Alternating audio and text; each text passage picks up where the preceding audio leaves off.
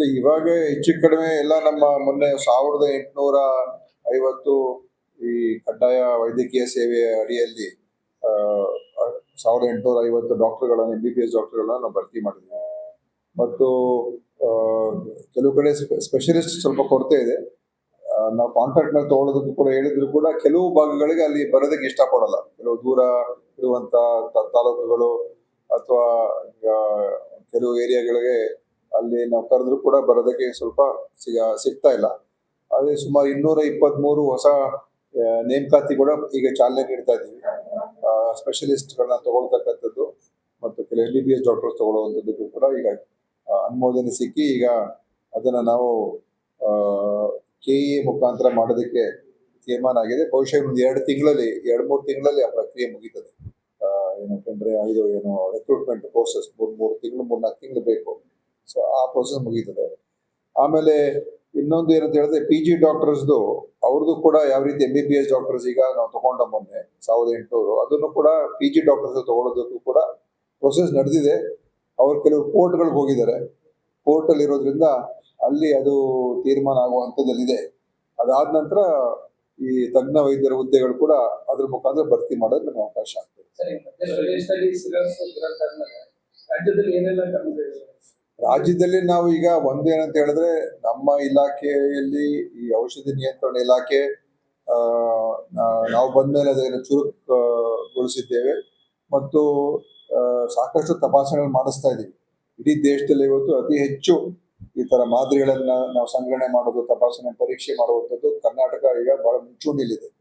ಕೇಂದ್ರದ ಆಡಳಿತದವರು ಕೂಡ ಕರ್ನಾಟಕ ಮತ್ತು ಕೇಂದ್ರಕ್ಕೆ ಕೂಡ ಬರೆದೂ ಇದ್ದೆ ನಾನು, ನೀವು ಈ ತರ ಈ ಒಂದು ಔಷಧಿಯ ವಿಚಾರದಲ್ಲಿ ಹೆಚ್ಚು ಪಾರದರ್ಶಕತೆ ತರ್ತಕ್ಕಂಥ ಅವಶ್ಯಕತೆ ಇದೆ ಅಂತ ಹೇಳಿ ನನ್ನ ಪತ್ರ ಕೂಡ ಹಿಂದೆನೂ ಬರೆದಿದೆ. ಮತ್ತು ಈ ವಿಚಾರದಲ್ಲಿ ನಾವೆಲ್ಲರೂ ಹಂಚ್ಕೊಳ್ಬೇಕಾಗ್ತದೆ. ಯಾಕಂದ್ರೆ ಮತ್ತು ಮಾಹಿತಿಗಳನ್ನ ನಾವು ಬೇರೆ ಬೇರೆ ರಾಜ್ಯಗಳ ಜೊತೆ ಹಂಚ್ಕೊಳ್ಬೇಕಾಗ್ತದೆ. ಯಾಕಂದ್ರೆ ತಯಾರಿಕೆ ಮಾಡೋರು ಒಂದ್ ಕಡೆ ಇರ್ತಾರೆ ಮತ್ತು ಸರಬರಾಜು ಆಗೋದು ಇನ್ನೊಂದ್ ಕಡೆ ಇರ್ತದೆ. ಮತ್ತು ಅದ್ರಲ್ಲಿ ಏನಾಗ್ತದೆ, ಇಲ್ಲಿ ಕರ್ನಾಟಕದಲ್ಲಿ ಏನಾದ್ರೂ ಮಾದರಿ ಸರಿ ಇಲ್ಲ ಅಂತ ಗೊತ್ತಾದಾಗ ಇಡೀ ದೇಶಕ್ಕೆ ಗೊತ್ತಾಗ್ಬೇಕು.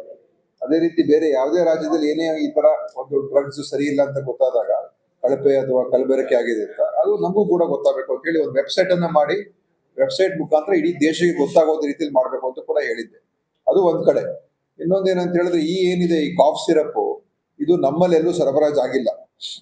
ಇದು ತಮಿಳುನಾಡು, ಮಧ್ಯಪ್ರದೇಶ, ರಾಜಸ್ಥಾನ, ಒರಿಸ್ಸಾ ಮತ್ತು ಪುದುಚೇರಿ ಆ ಒಂದು ಭಾಗದಲ್ಲಿ ಹೆಚ್ಚು ಅದು ಉಪಯೋಗ ಮಾಡಿರುವಂಥದ್ದು. ಅದರಿಂದ ಇದು ಅತ್ಯಂತ ದುರ್ಘಟನೆ ಆಗಿದೆ.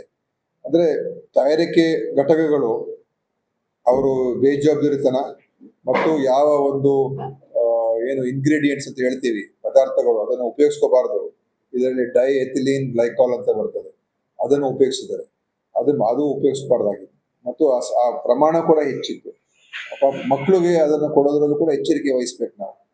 ಅದ್ರಲ್ಲಿ 5 ವರ್ಷಕ್ಕಿಂತ ಕಮ್ಮಿ ಇರುವಂತ ಮಕ್ಕಳಿಗೆ ನಾವು ಈ ಕಾಫ್ ಸಿರಪ್ ಅನ್ನ ಉಪಯೋಗ ಮಾಡೋದ್ರಲ್ಲಿ ಯಾವುದೇ ಕಾಫ್ ಸಿರಪ್ ಉಪಯೋಗ ಮಾಡೋದು ಕೂಡ ಸ್ವಲ್ಪ ಎಚ್ಚರಿಕೆಯನ್ನು ವಹಿಸ್ಬೇಕು. ಜಾಸ್ತಿ ಅವ್ರಿಗೆ ಕೊಡಿಸೋದಕ್ಕೆ ಹೋಗಬಾರ್ದು.